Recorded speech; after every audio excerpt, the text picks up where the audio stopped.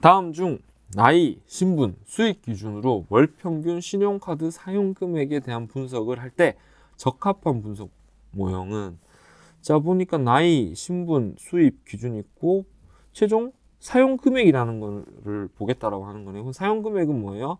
우리가 데이터 변수의 유형으로 봤을 때 얘는 범주형인가요? 혹은 숫자로 나타내는 연속형인가요? 네, 연속형입니다. 자, 그러면 이제 우리가 주어진 보기에서 일단 범주형인 거는 일단은 제치면 될 것 같아요. 자, 그래서 보니까 범주형인 거는 뭐가 있나요? 네, 맞네. 여기 로지스틱 회기라는 거는 얘는 정답은 아니게 되겠습니다. 얘는 분류 분석에 사용을 하기 때문에. 자, 나머지 리치 레그레이션 능형 회기라고 하고요. 심플 레그레이션 단순 회기, 다중 회기 셋 다 이제 종속 변수가 연속형인 경우에 쓸 수가 있게 되는데, 자, 단순 회기도 얘는 제칠 수가 있어요. 왜 제칠 수가 있냐? 얘는 뭡니까? 독립 변수, 지금 독립 변수가 3개죠. 단수는 독립 변수가 몇 개 해야 되나요? 1개 해야 됩니다. 그래서 얘도 아니에요. 자, 근데 독립 변수의 유형을 가만히 분석해 보니까 나이가 있고요. 신분이 있고요. 수익 기준이라는 게 있어요. 그래서 보면은 얘는 범주형과 연속형이 지금 섞여 있거든요. 다중회기여야 한다면은 이 독립 변수가 다 뭐여야 됩니까? 연속형이어야 돼요. 연속형. 그래서 얘도 그럴 수가 없을 것 같아요. 그래서 정답은 능형회기 리치 레그레이션으로 정의를 하시면 되겠습니다. 자, 그리고 또 이제 리치 레그레이션은 레귤라이제이션, 즉 규제항을 적용을 하는 거기 때문에 좀 더 이제 변수들 간의 중요 변수와 그렇지 않은 변수들 간에서 중요 변수에 대한 비중을 더 높게 해줄 수 있는 장점이 있어요. 그래서 과적합을 또 방지할 수가 있습니다.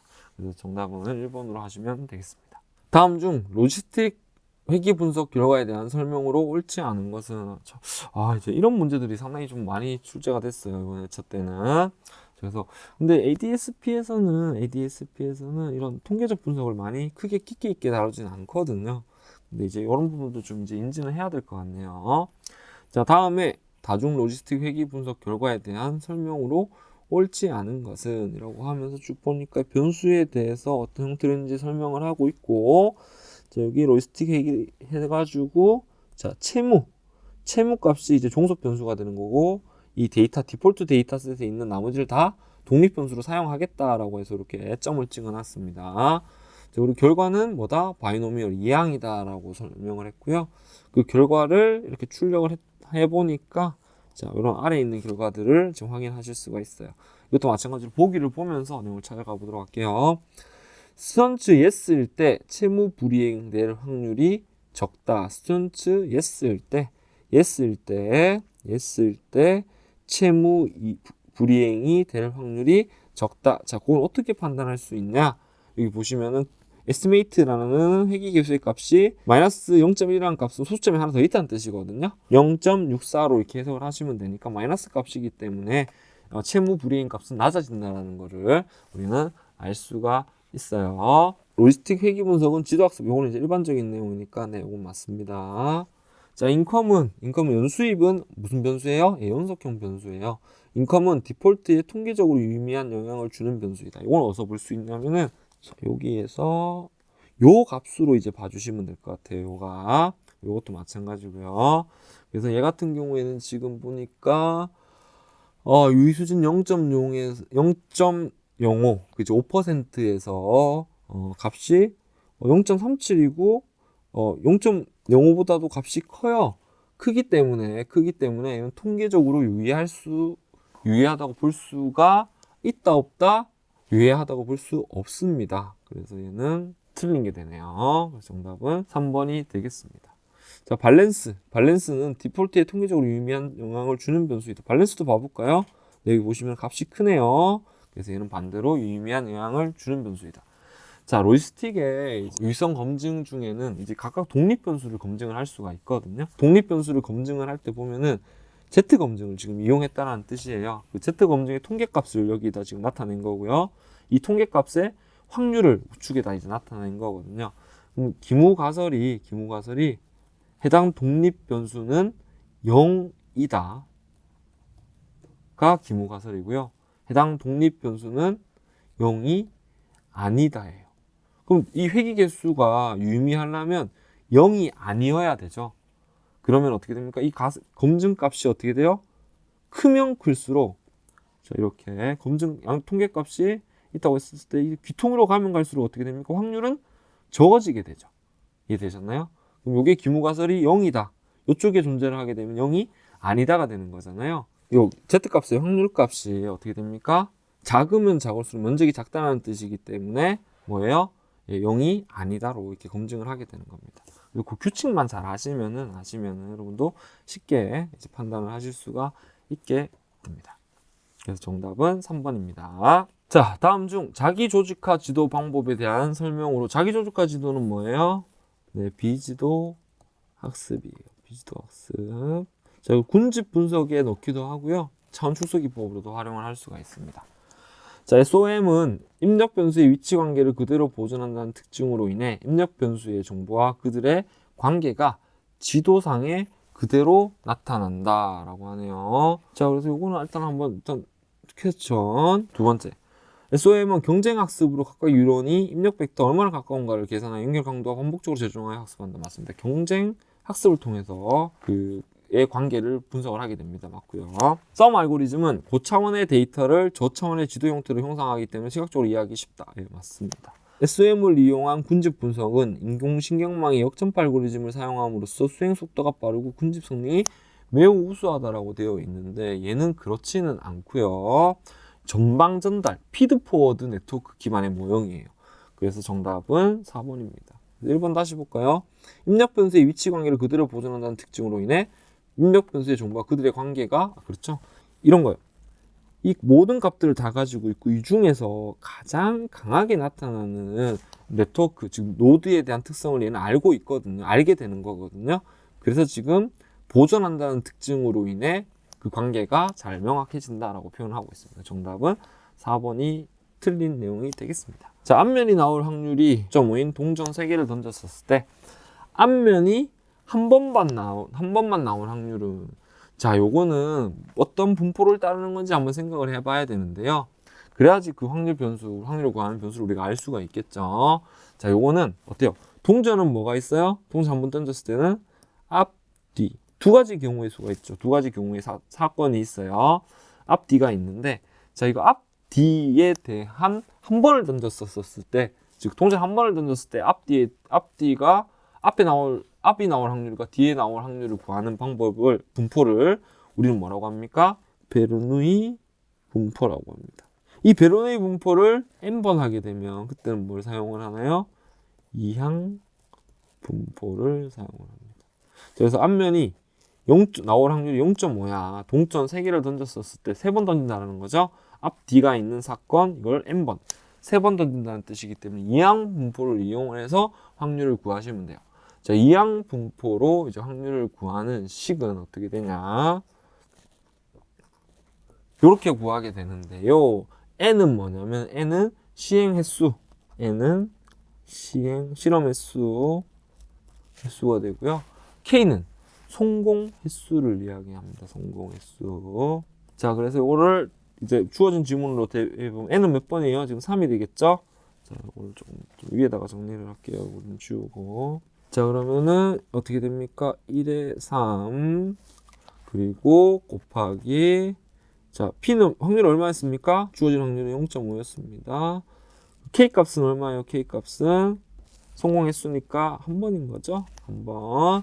자, 곱하기 또 뭐가 되나요? 실패 1 0.5에 n-k 3-1 자, 이렇게 해서 산출하게 되는데 난이도가 아주 어려운 문제예요. 자, 그래서 이걸 보면 정리를 하면은 이게 어떻게 정리가 된다? 1은 3이니까 요거는 3 곱하기 0.5의 1승 곱하기 0.5의 2승으로 구하게 됩니다. 그럼 정답은 아마 계산을 해보시면은 아마 8분의 3 정도가 나올 겁니다. 자, 이렇게 정리해 주세요. 자, 아리마 나오면은 이제 시계열 분석을 이야기를 하면 되고요.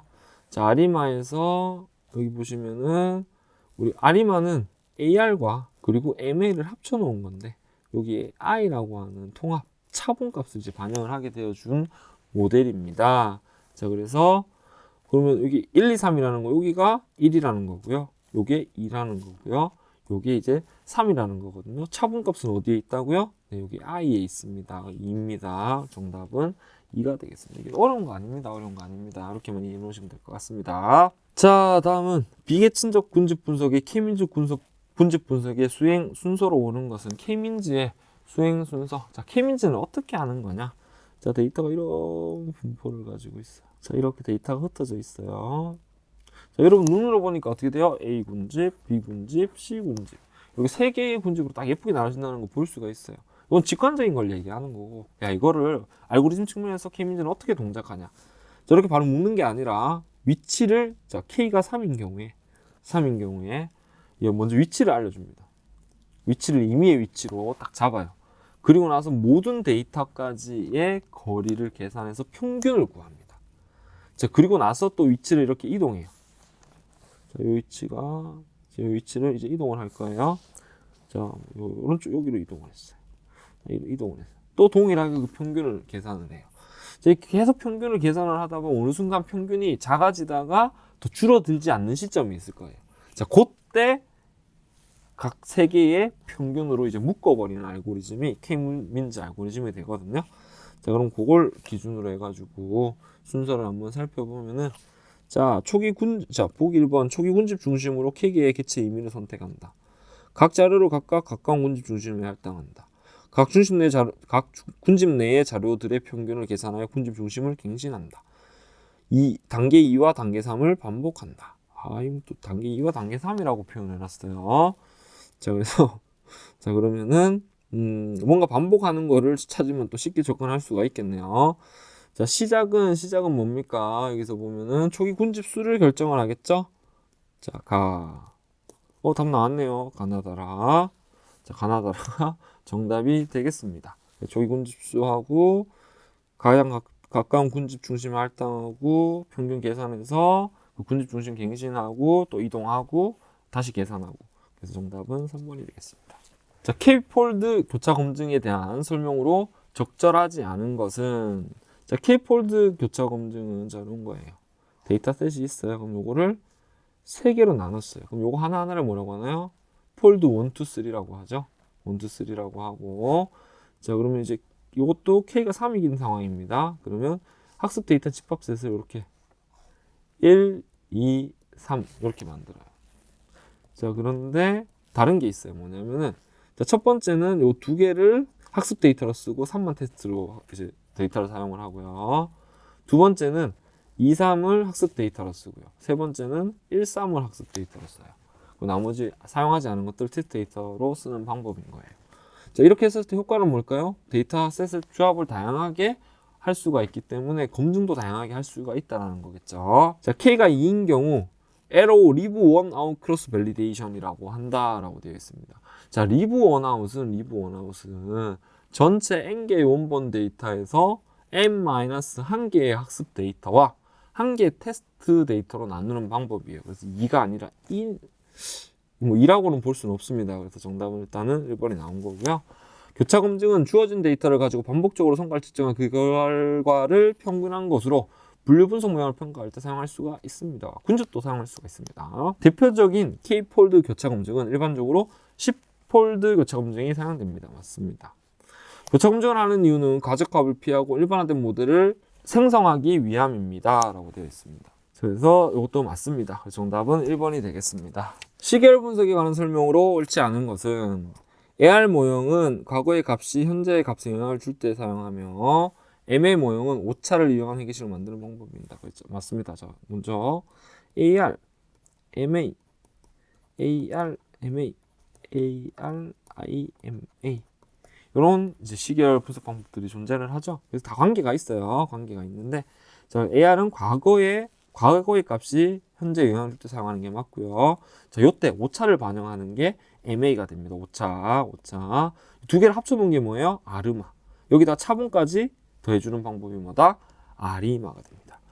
자, 그래서 아르마 모형은 약한 정상성을 가진 확률적 시계열을 표현하는데 사용을 한다라고 되어 있네요. 네, 맞습니다. 자, 지수평할법은 특정 기간 안에 속하는 시계열에 대해서 동일한 가중치를 부여하는 게 아니라 평균을 구한 뒤에 가장 최근 시계열에 더 많은 가중치를 부여하는 방법이 주수평합법입니다. 그래서 정답은 3번입니다. 대부분의 시계열은 비정상 자료이다. 그러므로 비정상 자료를 정상성 조건에 맞춰서 정상 시계로 만드는 시계를 분석을 하셔야 됩니다. 맞습니다. 정상성은 뭔가요? 평균, 분산, 공분산. 이것들을 일정하게 만들어주고 일정하게 만들어주는 것을 이제 정상성이라고 하는 거죠. 그래야지 분석의 의미가 있을 겁니다. 자, 이제 39회를 마지막으로 이제 단답형은 이제 앞으로 없어질 건데요. 한번 마지막으로 단답형 한번 풀어보겠습니다. 자, 아래 빈칸에 알맞은 용어는 이라고 얘기를 하고 있어요. 자, 기역, 니은을 얘기를 하는 거네요. 자, 보니까 기역은 원인과 결과의 관계, 니은은 관련성 있는 관계를 뜻하며 빅데이터 시대에서는 뭐뭐보다 뭐뭐가 중요시되고 있다라고 하는데요. 자, 뭐냐면 인과관계보다 상관관계를 중요시하고 있다라고 이제 변하게 되어 있어요. 그래서 정답은 기역은 인과, 니은은 상관관계가 되겠습니다. 자, 뭐뭐는 기업이 고객별 구매 이력 데이터베이스를 분석 활용하여 고객에 대한 이해를 돕고 고객 대상의 각종 마케팅 전략으로 활용하는 것을 의미한다. 자, 이런 시스템은 뭐냐면 우리가 커스터머 릴레이션십 매니지먼트라고 합니다. 그래서 정답은 CRM입니다. 반복을 통해 점진적으로 개발하는 방법으로 검증 또는 처음 시작하는 프로젝트에는 적용이 쉽지만 관리 체계를 갖추지 못한 경우 복잡도가 상승하여 프로젝트 진행이 어려울 수 있다. 개발 모델. 자, 개발 모델인데 점진적으로 한다. 근데 복잡도가 상승하는 단점이 있다. 자, 요거는 나선형 모델에 대한 설명이요. 스피럴 모델, 나선형 모델에 대한 설명입니다. 반복을 하죠. 이렇게 반복을 해서 수행을 하고 또 특징이 하나가 있어요. 뭐랍니까? 자, 리스크 분석도, 위험 분석도 이제 각 여기 프로타입을 만드는 과정에서 하고 요때 여기서 개발하고 고객 평가받고 여기는 다시 계획을 정정하는 그런 단계로 수행이 됩니다. 자, 그래서 다음은 빈칸 알맞은 접근 방식. 자, 읽어보겠습니다. 문제를 정의하기 어려워 문제를 지속적으로 개선해 나가는 접근법이다. 그리고 뭐뭐를 통해 통찰과 지식으로 다 얻을 수 있는데 이런 문제들을 얘기하는 거예요. 그래서 어쨌든 접근법은 이제 ADSP에서 두 가지를 얘기하거든요. 상형식과 하형식 접근법. 과제 발굴할 때 쓰는 방법이죠. 문제를 정의하기 어렵기 때문에 맨 땅에서 하는 거는 상형식입니다. 그래서 상형식 접근법이라고 볼 수가 있겠습니다. 자, 5번 아래 빈칸에 알맞은 용어는 익스포넨셜의 의미는 x1, x2, xk가 주어질 때 x1이 한 단위 증가할 때마다 성공 1에 뭐뭐가 몇 배 증가하는지를 나타낸다. 자, 요거는 우리가 익스포넨셜 이렇게 이제 표현을 하잖아요. 자, 그러면은 요때는 요 다 값은 일단 오즈예요. 오즈라고 하는데 이제 익스포넨셜은 이제 로지스틱 회계 관점에서 이제 얘기를 한번 해보면 예측 변수의 1단위가 증가할 때 그런 종속 이벤트의 확률의 곱셈 변화를 익스포넨셜로 이제 설명을 하거든요. 설명하는데 오즈는 뭐예요? 성공할 확률이 실패할 확률을 의미하는 거잖아요. 그래서 1-P분의 P 실패 확률, 성공 확률의 이제 비율을 나타내는 거거든요. 자, 그래서 정답은 오즈가 됩니다. 오즈. 자, 표본의 정보로부터 모집단의 모수를 하나의 값으로 추정하는 것. 표본으로부터 모수의 하나의 값 추정하는 거는 얘는 뭐다? 추정 중에서 점 추정이 됩니다. 점 추정. 이 구간을 추정하면 뭡니까? 신뢰 구간 혹은 구간 추정이라고 합니다. 자, 아래 거래 데이터에서 콜라 맥주의 지지도는 이렇게 구했죠? 그러면 전체 건수가 몇 건이에요? 얘는 6이고요. A, B가 동시에 발생한 거래 건수를 찾으면 될 것 같아요. 콜라 맥주 하나, 콜라 맥주 둘, 콜라 맥주 3. 자, 그러면 A 교집합 B는 얼마예요? 3입니다. 그럼 정답은 6분의 3, 2분의 1, 0.5가 되겠습니다. 자, PA가 0.3, PB가 0.4이다. 두 사건 A와 B가 독립일 경우에 조건부 확률은 이거는 PB가 조건부 확률의 식을 구할 겁니다. 만들 겁니다. 자, P A분의 PA 교집합 B고요. 자, 요거를 식으로 이렇게 이동하면은 다시 PA 교집합 B 이게 산수로 나올까요? PA 교집합 B는 PA 곱하기 PB바 A 이렇게 이제 정리를 할 수가 있습니다. 자, 근데 뭐라고 했어요? 독립일 경우라고 했어요. 자, 독립일 경우에는 실은 어떤 의미를 가지고 있어요? 독립일 경우에는 서로 종속성이 없다라는 거잖아요. 자, 그랬었을 때 이걸 또 어떻게 변환할 수, 독립일 경우의 식은 어떻게 바꿀 수가 있냐면은, 자, B바 A가, B바 A가, 자, 요 PA 교집합, PA분의 PA 교집합 B로 바꿨었었죠? PA의 PA 교집합 B로 이렇게 정리가 됐었는데요. 이 A 교집합 B가 어떻게 되냐면은 PA 곱하기 PB 이렇게 정리를 할 수가 있어요. 그러면 요거 없애버리고 요거 없애버리면 어떻게 됩니까? 독립이기 때문에 B가 되는 겁니다. 자, 그럼 정답은 뭐다? PB바 A는 쉽게 0.4가 되겠다. 그냥 PB를 구하면 되는 거기 때문에 답은 0.4입니다. 자, 독립일 때 요 식을, 요 수능력을 주의 있게 봐주시면 될 것 같습니다. PA 교집합 B는 B바 요 식으로 구하는 게 아니라 PA 곱하기 PB로 정리가 될 수 있다는 거 기억해 주시면 될 것 같아요. 자, 아래에서 설명할 수 있는 표본 추출 방법은 모집단의 추출 틀에서 K번째 간격마다 하나씩 표본으로 추출하는 방법이다. 간격마다. 그럼 10명, 손님 10명, 이제 1번부터 10번까지 손님이 있는데, 이제 10자리의 손님들을 인터뷰해가지고 맛평가를 하겠어. 라는 경우에 표본 추출 방법을 얘기하는 거죠. 자, 이거는 개통 표본 추출 방법입니다.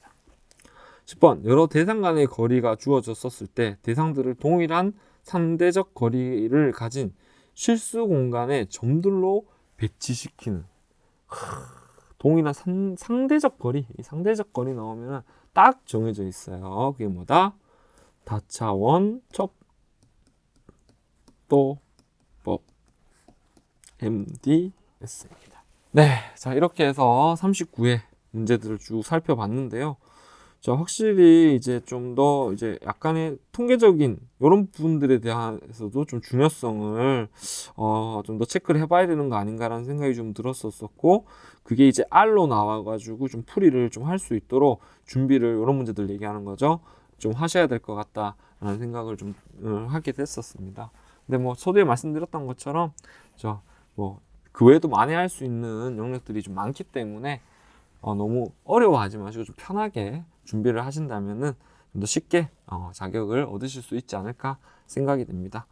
자, 어쨌든 39회 치신 여러분들, 많은 분들이 이제 합격의 기쁨을 얻으실 수 있기를 바라고요. 네, 저는 40배 ADS-B 기출풀이에서 또 뵙도록 하겠습니다. 자, 긴 시간 들어주셔서 감사합니다. 마치겠습니다.